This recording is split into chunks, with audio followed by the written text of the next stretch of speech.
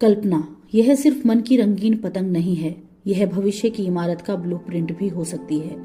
प्रश्न यह है कि क्या इमेजिनेशन सच में रियलिटी बनती है या यह केवल एक मीठा भ्रम है। सनातन दर्शन कहता है कि यद भावम तद भवति, अर्थात जैसा भाव वैसा भव।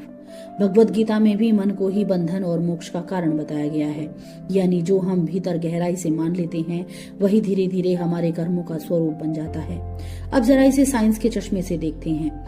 जब आप किसी लक्ष्य की कल्पना करते हैं, जैसे एक सफल आर्टिस्ट बनना, तो आपका ब्रेन उस दृश्य को सिर्फ सोच नहीं रहा होता, वह उसे एक्सपीरियंस करने लगता है।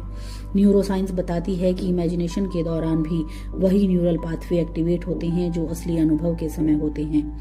इसे कहते हैं न्यूरोप्लास्टिसिटी। फॉर एग्जाम्पल, एथलीट्स अक्सर मैच से पहले अपने परफॉर्मेंस की मानसिक रिहर्सल करते हैं। उनका ब्रेन उस प्रैक्टिस को असली अभ्यास की तरह रिकॉर्ड करता है। यही कारण है कि विजुअलाइजेशन एक पावरफुल टेक्निक मानी जाती है। पर यहाँ एक रहस्य है, सिर्फ कल्पना काफी नहीं है। कल्पना प्लस भावना प्लस कर्म इज इक्वल टू रियलिटी का फॉर्मूला। अगर आप केवल सोचते रहे पर एक्शन ना लें तो कल्पना बादल बनकर उड़ जाएगी। लेकिन जब आप कल्पना में इमोशन जोड़ते हैं और फिर उसी दिशा में कांस्टेंट एक्शन लेते हैं तो आपकी सोच धीरे धीरे शेप लेने लगती है। सनातन में इसे संकल्प शक्ति कहा गया है। संकल्प शक्ति केवल इच्छा नहीं है, यह एक कमिटेड डिसीजन है। जब ऋषि मुनि यज्ञ करते थे तो पहले संकल्प लेते थे। वह संकल्प उनकी चेतना को एक दिशा देता था।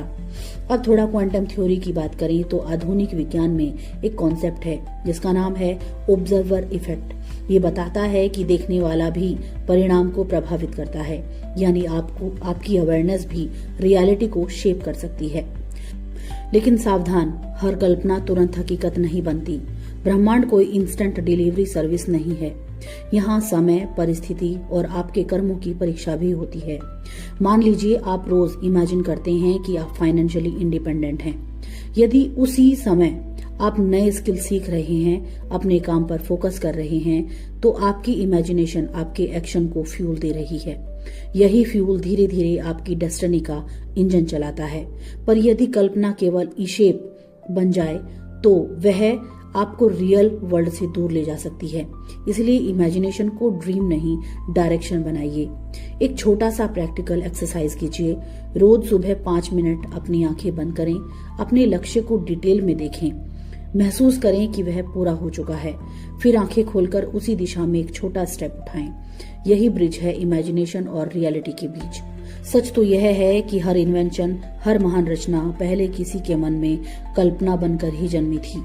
घर, मोबाइल,